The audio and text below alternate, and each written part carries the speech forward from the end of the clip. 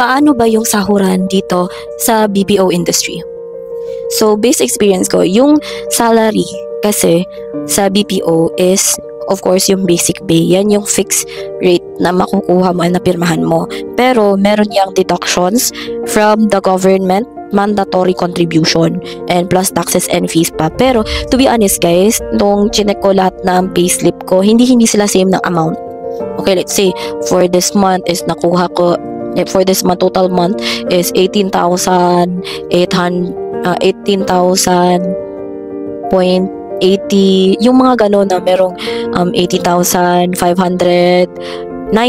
ganun yung may mga cents, hindi talaga yan fixed guys, kasi iba-iba naman kasi yung taxes, tapos minsan nagkaka-absent pa, nagkaka-overbreak, tapos may deduction kasi kami nun kapag may overbreak, tapos may konti lang late deduction sagad, ganun. So, depende talaga yan kasi sa policy, and huwag tayong magreklamo kasi tayo yung empleyado, tayo yung sinasahuran, and we also have like downside on that one.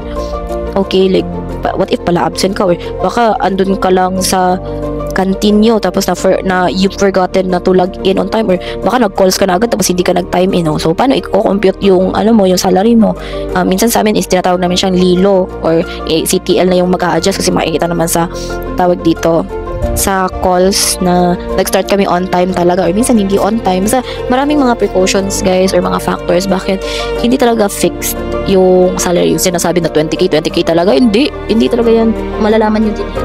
Kumpara nyo lahat ng payslip nyo, diba? Iba-iba ng numero. And there is one person na nagtanong sa akin if ever ba daw ma-regular na is hindi na ba daw bababa yung salary. If ever sa basic pay ka sa basic pay ka nag-focus, hindi talaga bababa yun kasi yun yung kontrata 20k talaga. Okay, 20k talaga. Let's say walang government contributions na deduction, 20k talaga. Hindi yun bababa ng 15k. Hindi yun bababa ng 18k. Okay, bumaba pa lang yun ng dahil sa contributions. Okay, I don't know why this person does not know it.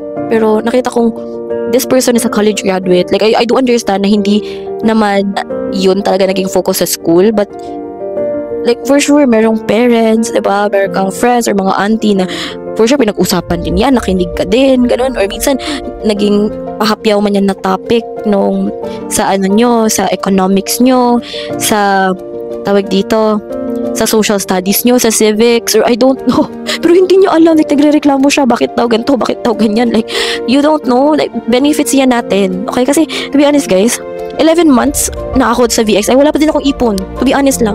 Pero kapag nakikita ko yung portal ko sa SSS, pag-ibig, sa PhilHealth, dun ko malalaman, ay may ipon ako. Pero kailangan ko na siya i-process para kunin. Okay? Pero that's a really good thing kasi kapag hindi yan mandatory ng tawag dito, ng gobyerno, like self-contribution, walang disiplina yung Pinoy talaga. Hindi tayo mga Japanese na super disiplinado. Hindi talaga tayo disiplinado, Okay? Disiplinado lang tayo. Like example, in 1 month, hulog-hulog. Tapos, after a couple of months, kukunin agad. Hindi kagaya na sa pag-ibig, SSS, PhilHealth na meron kang specific years kung kailan ka pwedeng kunin mo lahat, like lump sum, ganun. Basta meron silang ganun para makapag-increase siya ng dividends, ganun, air interest, ganun. If may interest ang loan, meron din silang interest para yung mga savings mo is tataas, ganun. I'm not really good with mathematics on that, pero yun yung natutunan ko ay nakikita ko din sa website na ganito pala. If ever you don't know that, you need to research.